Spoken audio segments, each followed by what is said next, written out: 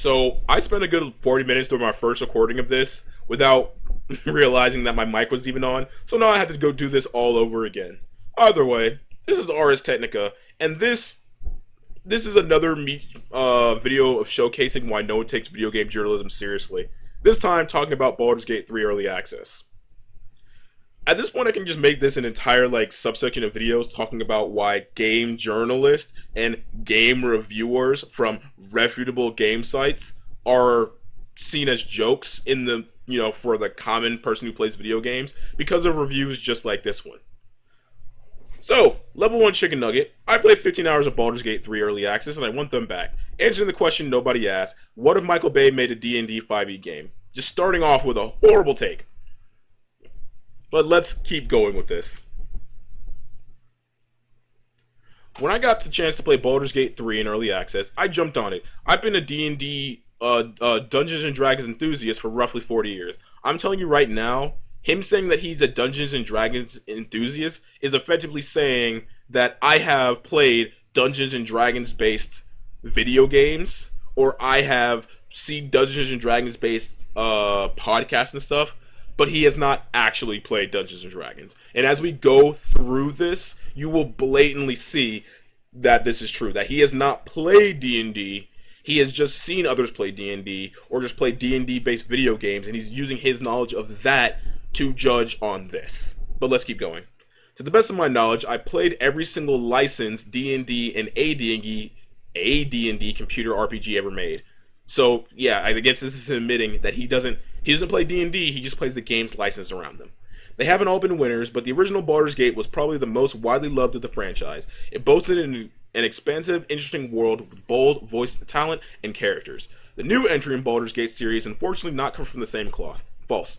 The game rendering engine is incredibly beautiful, but the characters it renders are shallow, trite, and frequently downright hateful. Again, false. This is very false. This is very false. And this isn't false per se, but there's a reason for them being hateful. And the storyline, at least for the first 15 hours, is pretty similar. What this game misses the most in tabletop camaraderie, even the etc. versions you get from a good computer RPG. Even if the lawful good and chaotic neutral characters butt heads on the other side of the DM screen, an adventuring party should feel as though it has real bonds and a unified purpose. The sense of togetherness didn't emerge in the first 15 hours of Baldur's Gate 3, and maybe that matters more to you than me, but I imagine I'm not alone in wanting a D&D quest to feel like a shared experience. I'll try to avoid any serious spoilers, but it's impossible to talk about the storyline's issues without at least a couple minor reveals, which I'll limit in the first 2 hours or so of gameplay. So, I want to start off by saying that this part of wanting characters to get along and this part of wanting D&D to be a shared experience are vastly different things. Now, obviously, you want the people who are playing the characters to all get along. D&D, at its very core, is a game designed about making it so that everyone's having a good, joyous time playing it, That is D&D at its core. Of just a group of friends coming together to just weave this narrative and story all together. Like you're all effectively writing a book, with the dungeon master being the author and everyone else being editors to it. That's what D&D effectively is. However, the players in the game are gonna butt heads because, if any, in a good session of D&D, your players aren't just gonna immediately all get along. They're not just gonna meet for the first time and instantly be best friends. That's not how D&D works. That's not how real life works. That'd be like me going up to a random person, well maybe not right now because of COVID, but that'd be like me going up to a random person and being like, hey random person, we have similar goals, we're now best friends, let's go save the world together. If I did that, they'd look at me strangely and then walk away like, what the hell are you talking about? And that's how D&D works. A good story is gonna find that one plot hook that gets these characters together, and as you adventure and gain camaraderie, that's when it's all going to come together. But at the very start of the game, characters are not just going to like you, because that's how not just D&D works, but real life works. Duh. You are in way above your pay grade. I went into Baldur's Gate 3 effectively blind. I knew nothing about the storyline and just sort of hoped that for either the return of Minx and Boo, not happening, because this game takes place 70 to 100 years past the events of Baldur's Gate 2. So it's a sequel in the sense that it's in the same world, but you're so far removed from Baldur's Gate 2 that it shouldn't, like, you shouldn't really be bothered or really need to interact with it. Like, it'll be, if you know what's happening, you're good. If you, like I said, if you know what's happening in the storyline, you're good. But if you don't, you can still enjoy it if you enjoy D&D. This person clearly would not enjoy D&D. Or a worthy successor to their colorful antics, along with a rich Dungeons and Dragons setting, presumably largely urban. So you want more Baldur's Gate, but you do not want D&D 5th edition. That's what you're saying right here. I waffled over character creation. I've always preferred to play magic users, but the first few levels of a wizard's life are incredibly painful due to their lack of hit points, quickly exhausted spells, and inability to wear decent armor or hit the broadside of a barn with their silly little newbie staves. Yeah, that's wizards for them. That is wizards. Fighters, on the other hand, tend to be a bit more boring. Wear the armor, swing the weapon, hit the baddie, but they're much hardier initially. They stay hardier. That's kind of how fighters work, particularly in games that start you off without a party. Ultimately, I decided to put on my robe and wizard hat. Being a level nothing wizard isn't as bad as it was in earlier rule sets. You have inexhaustible cantrips available to you now, which do damage pretty close to a starting level fighters. At level 1, you still lose almost any fight to any other level 1 character class, but at least it is a fight. That is, yeah, how wizards work. Going on. Normally, the first couple levels of D&D of a D&D game that begin with level 1 characters have you take on rats in a sewer, or maybe a few particularly unathletic wolves. Baldur's Gate 3 decided instead to put you on an Ithilid Nautilid, surrounded by Mind Flayers and Intellect Devourers in the midst of a three-way fight between the Ithilids, Mind Flayers, Red Dragon riding Githyanki, and the occasional Cambion. For their perspective, think of the Star Wars Episode 4, but imagine that it opens with Luke waking up on Darth Vader's Star Destroyer, and instead of Imperial lackeys, every crew member is a Sith with mind control powers. It's under attack by a Mandalorian fleet, which hates you as much as they hate the Sith, and you don't have Han, Chewie, Obi-Wan, or even C-3PO to help. When you are wide-eyed, clueless, wondering, and interrupted by Leia, Lizelle, she's more than snarky. Her hature's palpable when she describes what she wants to do with your character. Slice you from navel to nose. Oh, and there's a time bomb in your brain, too. If you could ask C-3PO for advice, he'll probably suggest a new strategy, letting the Ithilids win. So, just from the get-go, if you like the narrative start of saying, oh, you start off in a tavern with all your people around you, that's fine. But it is not bad that it's starting on a grander scale. That is not wrong either. D&D can be started in so many different ways, from you are all criminals and you just happen to escape to what happens here. So this narrative of this being bad or seen as wrong here, or at least that's what I'm being implied from what I've read here, is just a stupid, bad, opinionated take.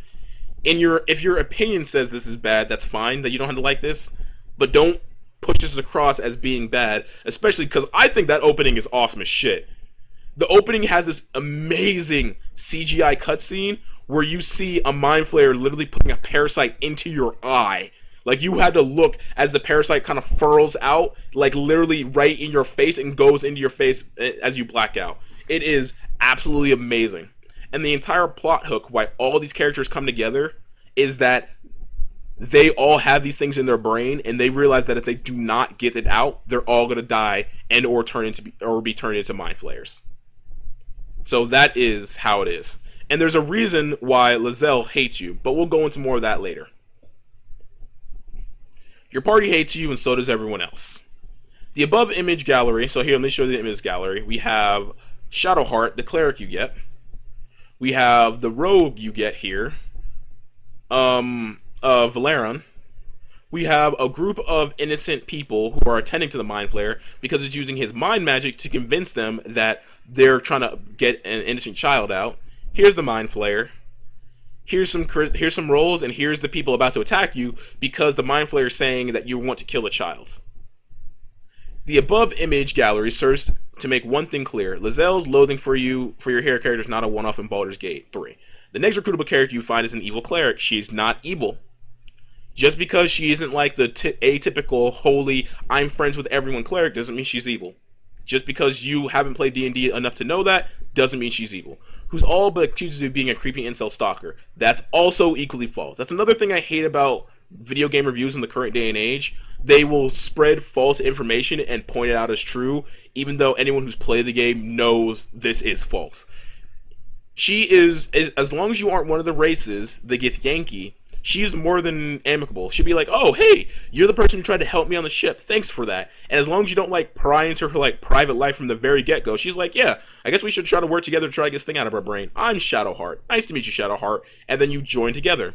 At the point where you start asking her, hey, what's that thing in your pocket? Hey, tell me your deepest, darkest secrets. Yeah, she backs off and is like, dude, I just met you. Why do you want to know all that? Which makes sense. That'd be like going up to a random person and being like, hey, tell me your deepest, darkest secrets. They're going to look at you like you're crazy and then walk away. I'm not sure why this would be any different. Welcome to D&D, which as we go through the rest of this, we're going to see more and more that you clearly have never actually played D&D. You play D&D like games, you play D&D inspired games, but you've never played D&D at all. Your cleric, who despises you, has no interest in your problems, so she cheerfully allows the... Oh, wait, no, let me go back. I'll get to it later. So, this character, Lizelle, right? I'm going to talk about her now. Her race is this. And for people who are invested in the D&D lore and the D&D world itself, she is a Githyanki. And for people who know what a Githyanki is... They know that Githyanki don't like anyone who's not Githyanki. Githyanki are effectively Mongols. Well, they are a society born and raised on the concept of conquering and destroying others and taking them for themselves. That is the Githyanki. Now, the Githrazai are like... So the Githyanki descended from a people who were enslaved by Ithalids, mind flayers, and were able to rebel and break out and destroy most of the Ithalids to the point of extinction. However, because of their hatred in their hearts, they continue to like be violent and try to enslave people, as a cruel irony to the fact that they just gained their own freedom. The Githrazai are a splinter group of Gith who saw this and were like, wait, why would we want to enslave other people? We literally just got enslaved and we know how much it sucks. Why would we continue to fight other people? And they split off from them because they realized just how stupid that notion is. They don't generally like outsiders. They're more okay with them, but they're not going to kill them on sight and stuff or see them as lesser. And they don't see them as lesser. They're just kind of like, they're isolationists. We're like, I just kind of want to be left alone to do my own Gith stuff. But they're more amicable. But the Githyanki hate you. That is their lore. That is the entirety of their lore in D&D. And Baldur's Gate takes place in a D&D world, the Forgotten Realms. So yes, it makes sense that the Githyanki hate you. The only time she's amicable with you is when you are another fellow Githyanki. Every other race you play, she's like, fuck you. I don't like your race, but I realize that I need you if I want to stay alive. So, the fact that she hates you is being proper to D&D.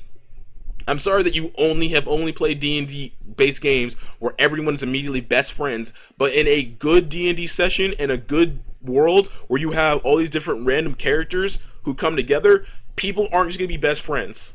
I don't want to use Critical Role as an example, because that feels like such a cop-out, but I've been listening to it recently, because, quarantine, got nothing else to do. And when I'm cleaning it during my second job, it's just not a lot of time to do that. But I'm going to use Critical Role as an example.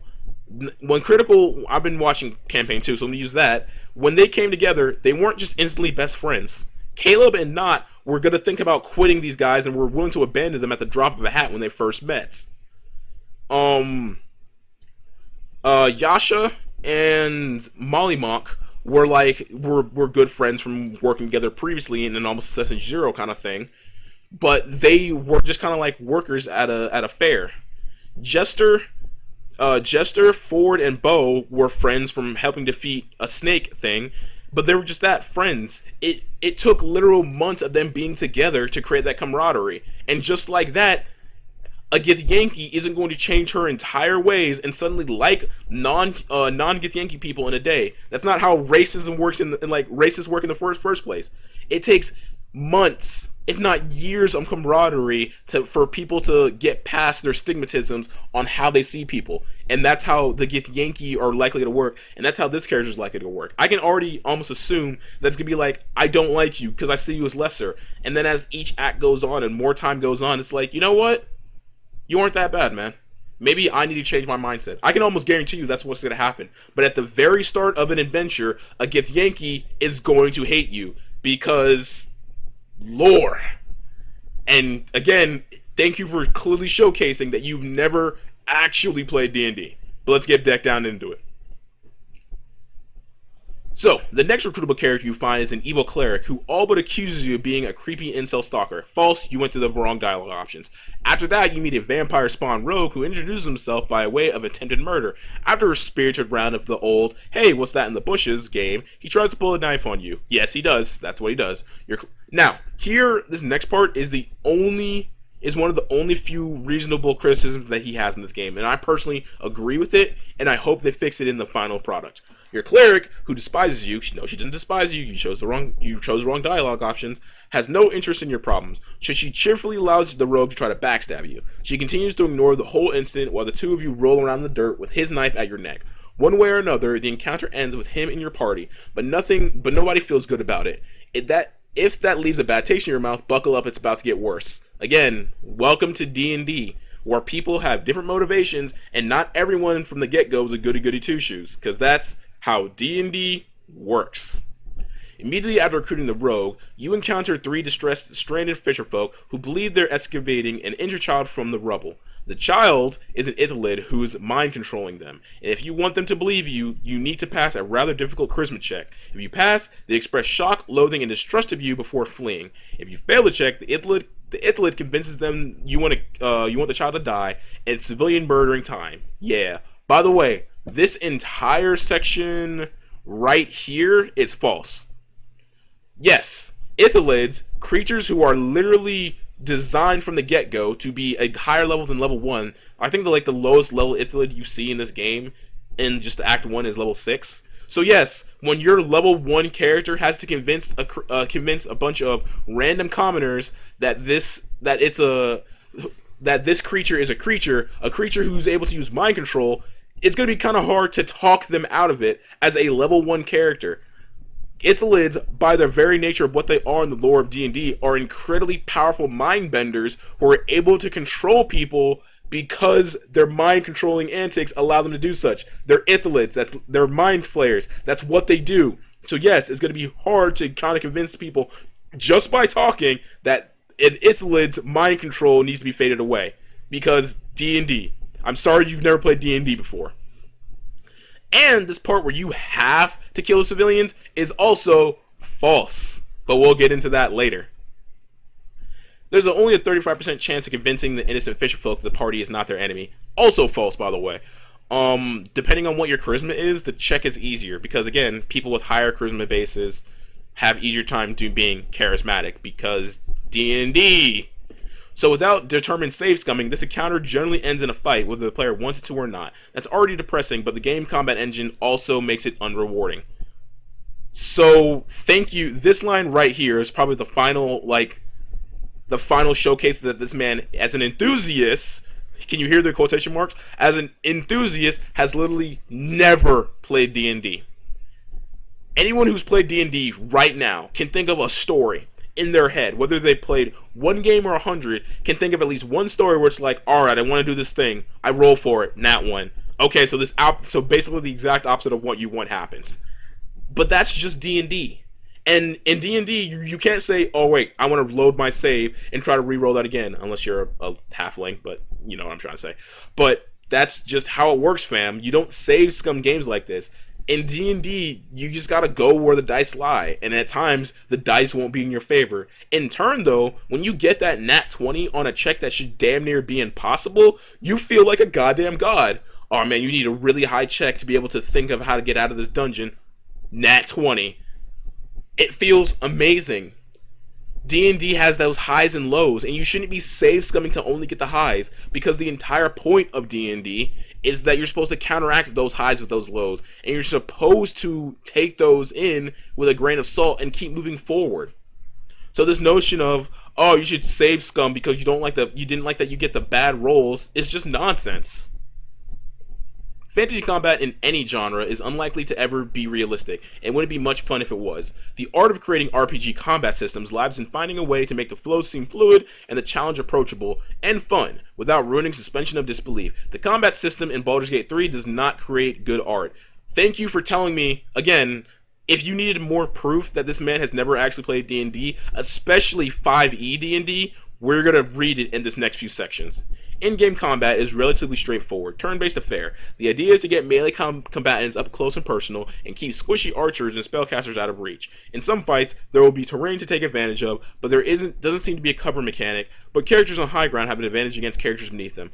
Technically, there is kind of a cover mechanic, but there's not like, alright, I see this box here, I'm going to crouch behind it to have full cover and stuff like that.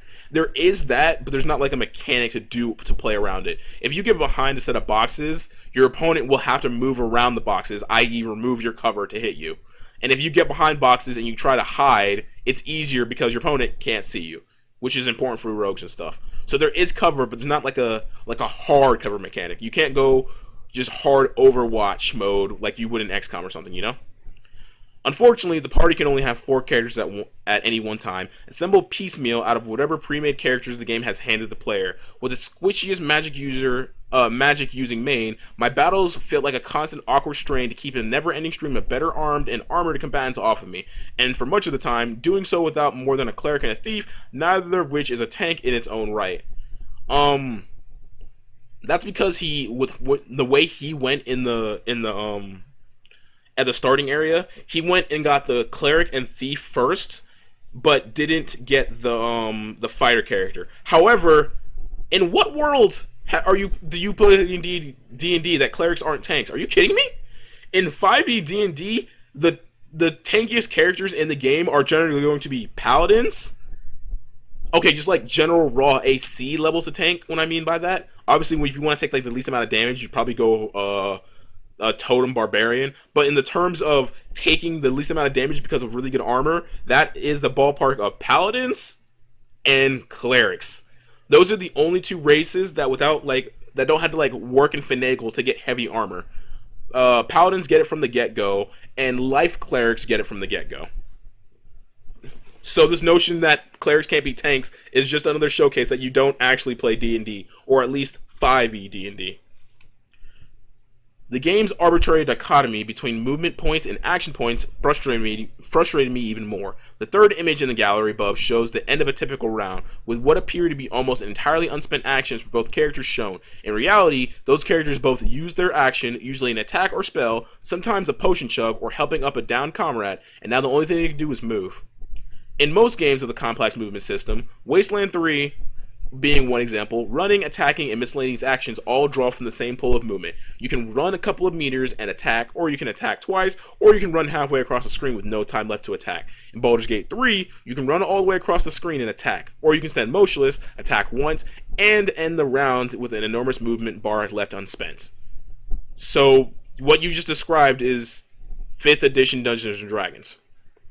Obviously, in most DMs most people who play D&D, most DMs or dungeon masters are going to have like home rules or just kind of change up how you can use the action economy. Like I've seen DMs say, yeah, even at level 1 you can attack twice you can attack once then use your bonus action to attack, or you can use your bonus action instead of your movement action, or you can use your movement action as an attack action as long as your another first action, stuff like that. But just as a baseline to the Player's Handbook, the 5th edition Player's Handbook, you have movement, action, bonus action, reaction. Just from the get-go, those are the only 4 things you get. And it's only home rules that change that.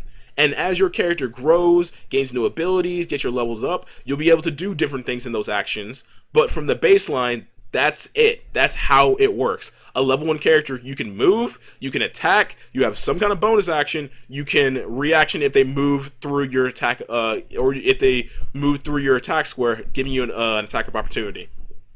That's how it works. If you don't like that, say that you don't like that, which is a very fair assessment if you do not like that system. It does take a while to get for D&D 5th edition to start feeling smooth and concisive, and generally you have DM rules that help it feel more smooth. But just based off the player's handbook, which Baldur's Gate 3 is to the T following, it is following that concept to the fucking letter. The D&D 5th edition player's handbook, that's all you can do. I couldn't get over the feeling that I was wasting all those movement points, but there's no special action for going into Overwatch if the character has unspent movement action or action points, nor is there an option to use unspent movement points to take cover. Characters can sometimes execute a bonus action separate from main actions, such as attacking or spellcasting, but the bonus actions are really useful. False, you're bad at the game. So, again, let's go point by all of this. There's no special actions for going into Overwatch if your character has unspent movement action. Technically not true. Every single character baseline has attack of opportunity, meaning that if opponent moves into your threat range, or the range that you can hit, and they move out of it, you get an Overwatch attack in the form of attack of opportunity. It's not just a free attack you get though when they move in though. Nor is an option to use unspent movement points. That's also false. If you use your action to attack, you can run away behind cover to either stop range attacks from hitting you, or to just create distance, or force the opponent to chase after you. So again, false. Bonus actions not being useful just tells me that you don't know how to use your action economy. Shove is always useful. If you can't do any other action, and you are stuck just there, you don't want to give your opponent a free opportunity attack, you should be shoving if you're a mage. You need to get people away from you. Create that distance so that you can run away without being hit. A pencil neck mage might want to use a bonus action to try to shove a fighter away, but his or her odds are poor, and a shove won't go that far due to low strength. Meanwhile, a big burly fighter has good odds to both succeed in a shove and get some distance out of it, but it won't do any actual damage. And now they've created distance between themselves and their target, allowing the target to run away without taking a penalty attack or use ranged attacks without a disadvantage. Okay, question. Why does this concept work for them to be good, but it's apparently bad for a mage? What? Yes, so or are you saying that even a mage should be as good as, or are you saying that a person who's never like lifted a sword or just spends all his time in the library should be as good at pushing people as someone who trains in the gym every day? Is that what you're saying? Because if so, you're an idiot. Sorry, not sorry. You should be trying to shove. And again, I play this game, and if you miss your initial attack, you should be trying to shove as the mage to get them away from you. If you miss, fine. You can take that risk of getting hit as you try to run away. But if you do land the shove, that's no downside, especially for early game, when you as a wizard don't have the option to do all this extra flair and stuff. Because, again, that is how D&D 5th edition works. I've said it so many times, but I'm going to keep saying it because this entire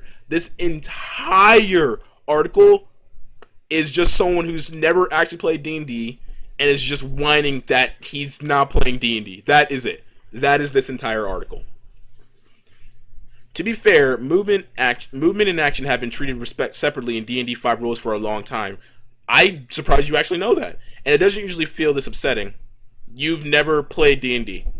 If Larry removed the available movement bar from the end of round dialogue and substituted a list of characters with unspent actions instead, it would probably seem fine by normal RPG standards. That I kind of... Oh, shut up, phone. That I personally agree with in a certain regards. Like, it as a level 1 character, just being stuck there and just going like, alright, I did my attack. I end my turn. It doesn't feel as good.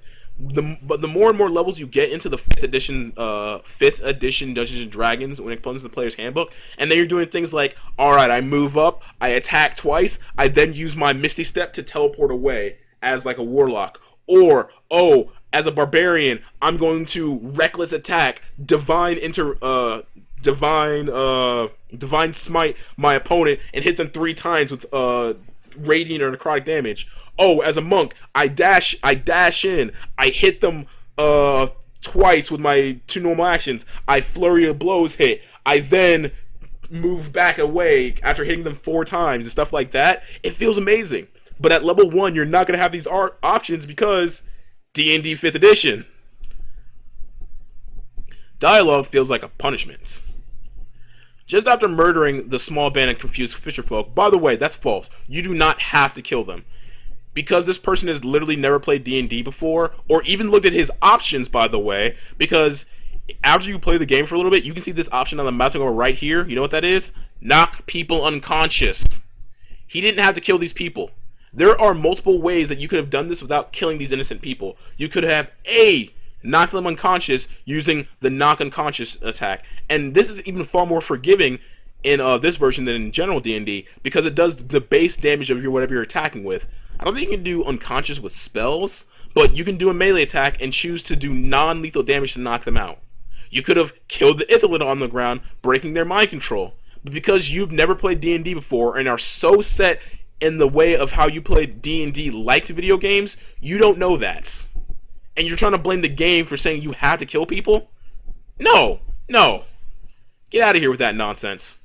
Just after murdering the small band of confused fisherfolk, the party can confront the mortally wounded Ithalid that was mind-controlling them. Most of the dialogue is mundane and leads nowhere, but there's a tantalizing chance to turn the tables on the wounded mind flayer. All I needed to do was pass an intelligence check, which should be easy with a wizard, and then perhaps I could learn what happened to myself and my comrades. Unfortunately, this turned out to be a trap. Failing the intelligence check is a perfectly fine outcome and leads to either killing the mind flayer or leaving it to die on its own. But passing the check means that the monster gets its hooks into your hero's brain. They must then pass a much more difficult wisdom check to avoid being gruesomely murdered. The worst part about all this encounter was my party, who you can clearly see idly lolling about in the background. They didn't care when the mind flayer very obviously got its hooks in me. They also didn't care when the mind flayer forced me to lie down with it so that it can eat my brain right in front of them.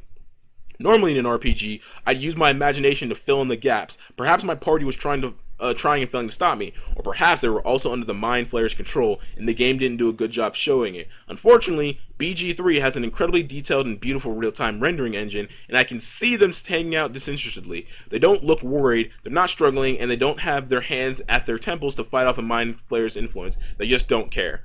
Again, this is my only gripes in this so far in this entire thing that I agree with. And I think that's more so because the game isn't finished yet. This game's in early access, and what I really hope goes on is something that happens like in Dragon Age Origins, where if you're trying to do something and you have certain comrades on your party, they'll step in for you. It'll be like, oh man, I'm not strong enough to do this. Here, allow me, says my big burly person. Oh, I don't have enough intelligence to do this. Here, allow me, says my mage or my wizard, stuff like that. So I'm hoping that when this game is fully finished, that it will be like your allies can pick up the slack for you, just like a normal adventuring party, or it'll have showcases on why your party is in the background just not helping you. This is valid criticism, but it's the only valid criticism in this entire review. It's worth remembering that by this point in the game, I've been repeatedly told for a few hours that everyone, both in my party and out of it, despise my hero and would rather not be associated with him. Again, false. Just because you chose the options that get people not to be on your side doesn't mean everyone hates you.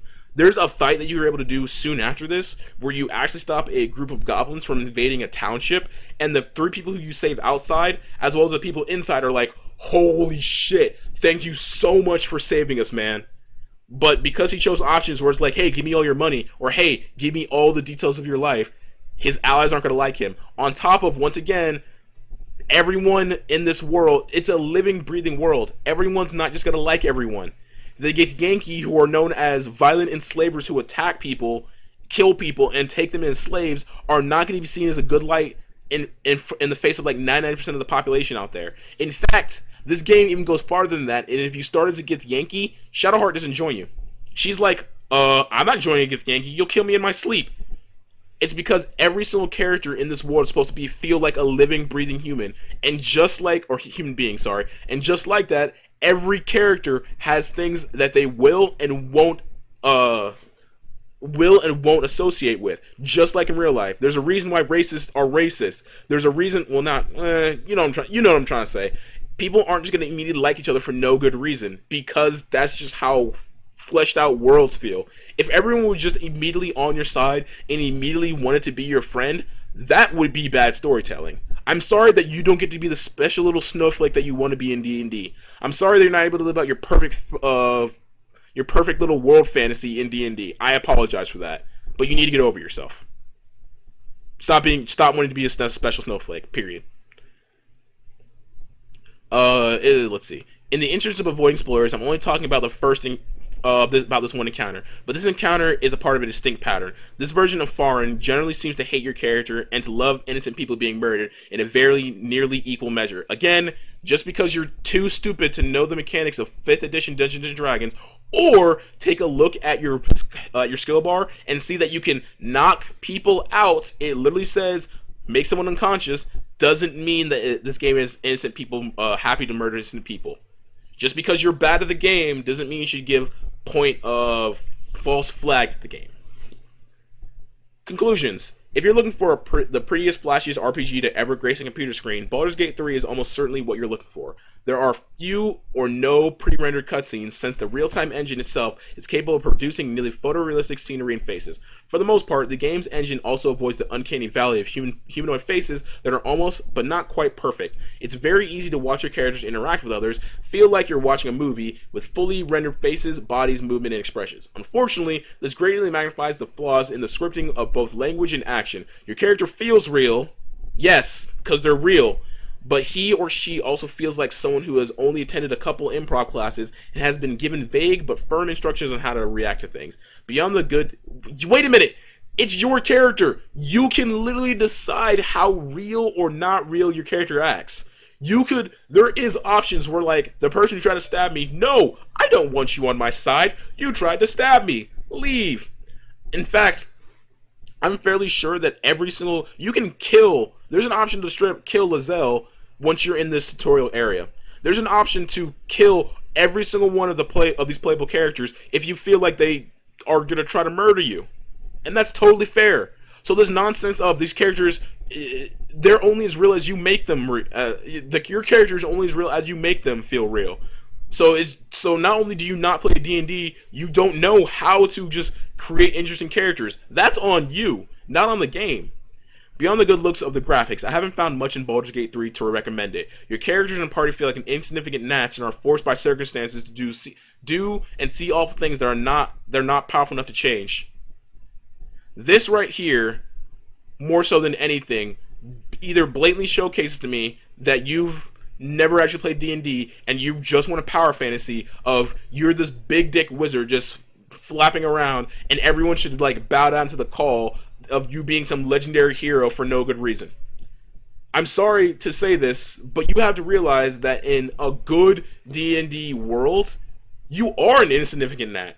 The world doesn't give a fuck about you. The world is gonna keep turning if you die. Sure, bad things might happen to you because you won't end up as the hero who saves the world, but you are when you start a journey like this, you are insignificant gnats. You are unimportant.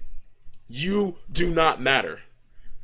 And as you go through a story and you become better and you become that god that you want to be, that is D&D. A good story will say, here's your starting point. You are not important. You're a fly. Now get to that god status. That is the literal actual point of D&D. I think, what's his name? What's his name? That YouTuber who does animations for D&D. Not Joe Cat. ZBrash, I think. Give me one moment. This is important. Zebashu. He has an amazing showcase called of how D&D should be, called the Old Guard, where he had the same mindset of how he's supposed to be the super meta badass from the get-go, and he came down as an angel riding a comet, landing on one knee in a 3-point superhero stance, and his DM killed his character and gave him another character play to showcase that you aren't the main character in this story. You can be the main character of your own story, but people have lives. Things are happening around you that you can't control because that's how D&D works. That's just how it works. Every single one of the problems you have is because you don't like 5th edition Dungeons and Dragons, or you've never played it, or better yet, you've clearly never played D&D. That's what this entire thing boils down to. Oh, I hate that you can roll bad things and good things don't happen to you when you roll. That's what happens when you roll poorly in D&D sometimes. Oh, I hate that everyone doesn't just like me from the get-go. Have you ever been with a good, decent party when it comes to D&D campaigns. Oh, I don't like how combat isn't like super flashy like these other games. So you've never done combat in D&D before then. If you want to look at it and say that you do not like how this game plays so similarly to 5th edition, and you want more things like Wasteland, like Tyranny, like Pillars of Eternity, like Divinity Original Sin 2, that's fine. That's more than fine. But you cannot say this game is bad because it plays like an exact system. An exact system that you are apparently an enthusiast of without ever actually playing it. Let's finish this up first. This is not a case of tough moral choices as seen as Wasteland 3 or an Obsidian excellent 2016 RP Tyranny. In Baldur's Gate 3, it feels like you have no agency at all. This entire article is just such a blatant showcase that video game reviewers and journalists don't actually play games. They play them as fast as they possibly can, rushing through things, missing vital things in the game, and then being pissed when they get called out for not knowing what they're talking about, because they want to get the first few clicks on being like the first person to review a game rather than to review it properly. And this culture of being the first one to do it rather than getting it right is just why the video game industry and most people who play video games look at journalists and reviewers with ire because of shit like this, where they talk about and act like they know what they're talking about, but they very clearly don't. I'm gonna tell you right now. If you like Baldur's Gate universe, if you like the universe of Forgotten Realms, and you like that feeling of starting out from level 0 and growing in this magnificent story, and seeing these characters slowly come together because they're slowly gaining the camaraderie of being allies, like Dungeons and Dragons works. If you treat these characters just like NPCs who should just follow your beck and call and immediately be your best friend and being willing to die for you, clearly you're playing the wrong game. But if you want like one of the most the literal most accurate representation of 5th edition Dungeons and Dragons, this is it. This is literally it. You can literally not get any closer to 5th edition Dungeons and Dragons, and this is just Act 1 with only 6 classes out. I can't wait for them to finish this, because I cannot wait to play a monk and a barbarian in a literal video game version of D&D, and that's what this is. Ignore this review, and continue to look at every single review that looks like this with a grain of salt, because this guy clearly has no idea what he's talking about, period. That said, I want everyone out there to have a good morning, evening, day, or night, wherever you're at. But I can recommend this game even at its early access, and you only have one act, that's still 25 hours, and Larian, Larian's a company I can trust to actually finish games, unlike a lot of other companies. When they say, hey, this is early access, this is just a starting point, we're going to get everything done, you can trust them with that. You can trust Larian with that. Other companies, not so much, but Larian you can trust with that. But yeah, I want everyone out there to have a good morning, evening, day, or night, wherever you're at. Ignore this shit tier review, because this is a good game, just from what we have right now, and it's only going to get better. Either way, I'm out. Later.